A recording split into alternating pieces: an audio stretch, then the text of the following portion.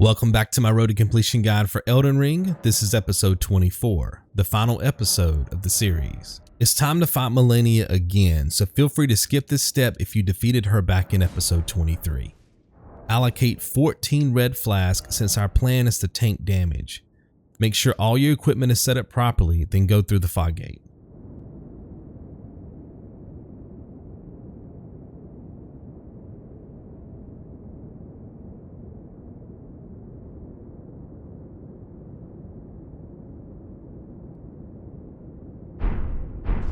So this strategy, while very lengthy, actually works pretty well. Our goal is to land a few shots, see what she does. If she backs away, we move forward and deal more damage. Each time we hit her with the Serpent Hunter in quick succession, it increases the chance of stunning her. Each time she's stunned, we get a chance to land a backstab, plus we can follow up with a strong attack as she's getting up. These attacks tip the damage race into our favor. If she becomes aggressive, we spam roll to evade or block. Rolling is ideal because she won't be able to get her health back when she misses her attacks. It's also very important that you're not blocking 100% of the time. You want to let off that block button in between the boss's attacks because that's going to allow your stamina bar to build up quicker. Our only concern is her grab, which is how I died at the very end of the fight. Remember, you can roll to avoid the grab, you can sprint away from it, but you cannot block it. Now, you can take this strategy up a notch if you equip a weapon that does bleed damage. This is why I told you to keep the Remembrance of the Bloodlord. If you take this Remembrance back to the Round Table hold, you can trade it in with 2 fingers for Mogwin's Sacred Spear. You'll then need to level it up to 9 using Somber Smithing Stones, which can be purchased from the Twin Maiden Husk. Of course, after that, you'll have to fast travel back to Raya Lucaria Grand Library and adjust your stats. Vigor 40, Mind 23, Endurance 45, Strength 24, Dexterity 14, Intelligence 15, Faith should be the minimum, and Arcane should be 27. Now the 2 most important stats here is going to be your Endurance and Arcane. Endurance is 45, which should be plenty, but if you find yourself moving around a little bit more tanky, right, you can obviously remove some of your armor, maybe your gauntlets. That will decrease the amount of weight you have. You just want to get your character moving the way that you want to. Remember, this is a tanky build, so it's not the end of the world if you're moving around slow. Now, when it comes to Arcane, you can obviously push that higher than 27. That will increase the amount of blood loss you get each time you proc the bleed damage that comes with using the spear. Again, all of this is optional. As long as you meet the minimum requirements, you'll be properly set up for the fight. So just to recap, you can use the Serpent Hunter plus 10 or the Mogwin's Sacred Spear to defeat Malenia. Either method works. You'll have to adjust your stats to be able to use a spear, but either method works. I personally do not have any footage of me using this weapon, but I will link some clips down below so you guys can see the Sacred Spear in action against Malenia to see if that's something that you want to try. But again, the Serpent Hunter plus 10 will work, but the Sacred Spear is even better.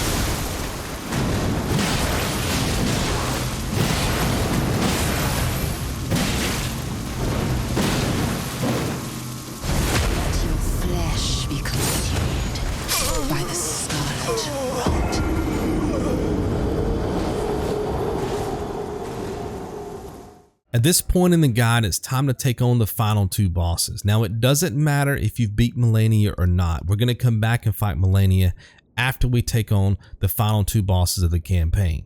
It also doesn't matter if you have the stats to use the Serpent Hunter plus 10 or the stats to use Mogwin's Sacred Spear. Both of those stats are still going to give us that tanky build that we're looking for to take on the final 2 bosses.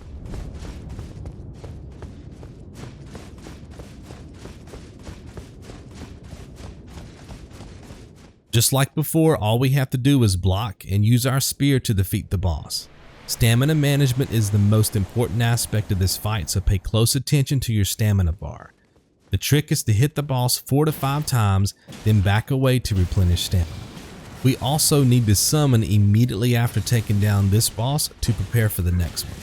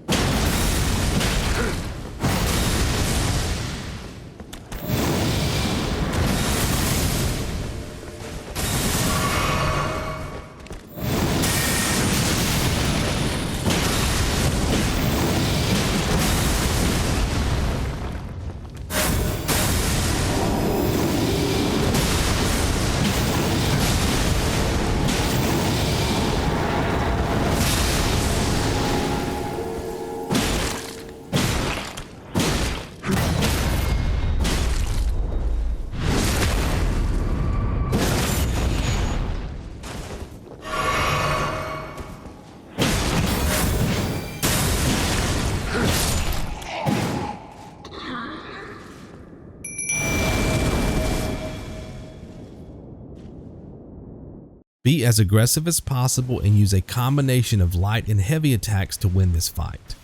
Our shield will block most attacks, but a few of them require other strategies. Anytime the boss casts Elden Stars, run in a tight circle to stay safe.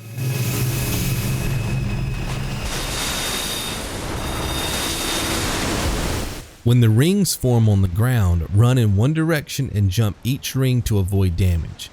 Do your best to stay as close as possible since distance plays a part in which attacks the boss decides to do.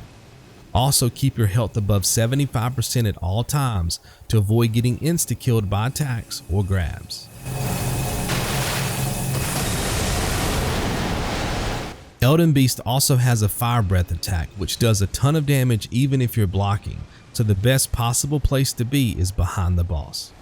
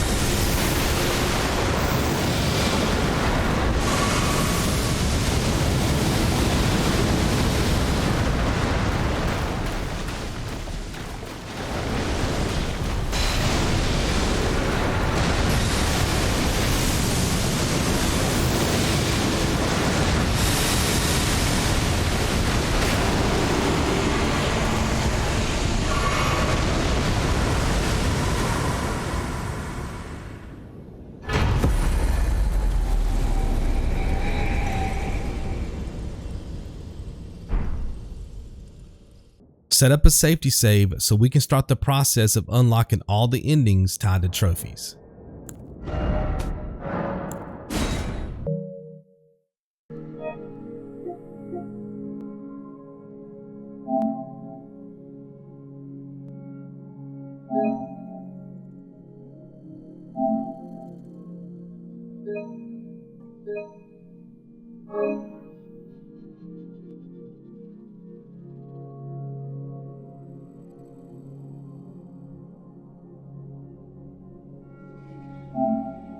Activate this side of grace so we can fast travel to the Frenzied Flame Proscription.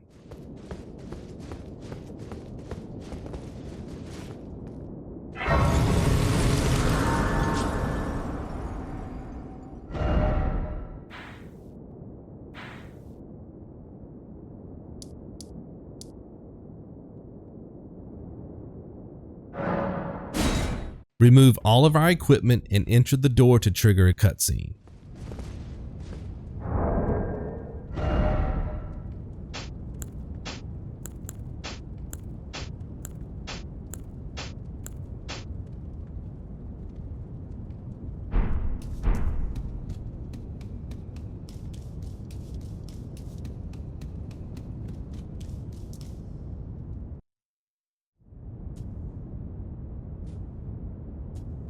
Fast travel back to the fractured Marika's side of grace.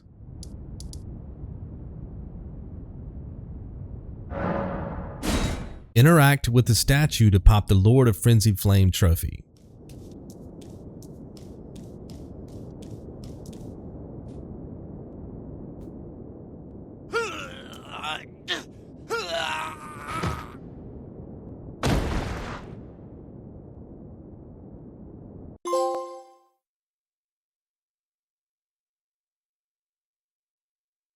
Now we can download our previous safety save to set up for the next ending.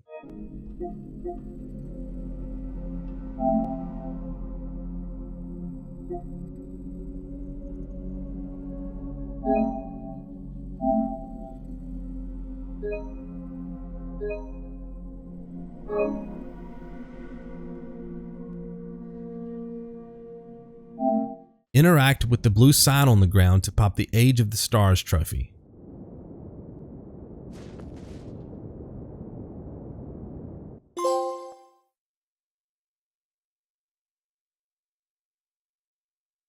Let's download our safety save again to set up for the last ending.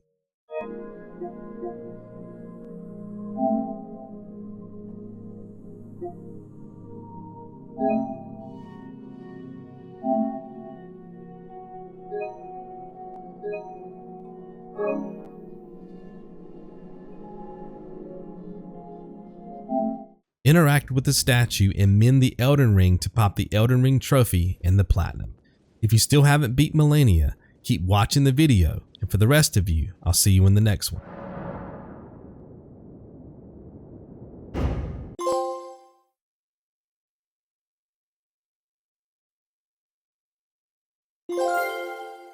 The goal is to shove as many points into Vigor after leveling Mind to 35, Endurance to 12, Strength to 11, Dexterity to 14, Intelligence 14, Faith 15, and Arcane 60. Take the rest of your runes and put them into Vigor. Remember, you can always run out and farm more runes to push Vigor even higher, which will allow you to tank more damage. This time around, make sure you have the following: Dragon Communion Seal plus 10, Rotten Breath, Dragonice, plus our Mimic tier plus 10. Just like we did before, summon and overwhelm her with Rotten Breath and Dragonice to win the fight. The key difference here is the amount of HP we have. If you struggled before with her grab attack, it will no longer one-shot you. If this still doesn't work for you, I have one more strategy left.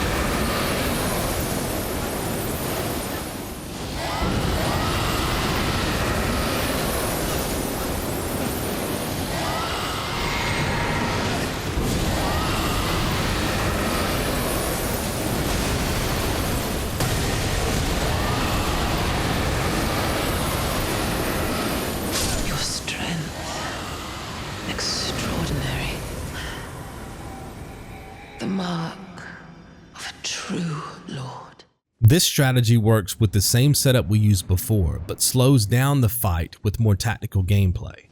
This is especially useful if your summon keeps dying in phase 1 or very early in phase 2. All we have to do is solo the fight during phase 1 and then summon just before we transition into phase 2. This method is very safe since the boss walks slowly as long as we keep our distance. If we run around the perimeter of the arena, it'll give us the space we need to cast Rotten Breath and Dragonice. Obviously during phase 2 we want to be as aggressive as possible since we'll have our Mimic tier plus 10. With that said, running around the arena casting Rotten Breath and Dragonice is still viable in phase 2. I really hope you've enjoyed the series. Please let me know if you have any questions, and I'll see you in the next one. Be good.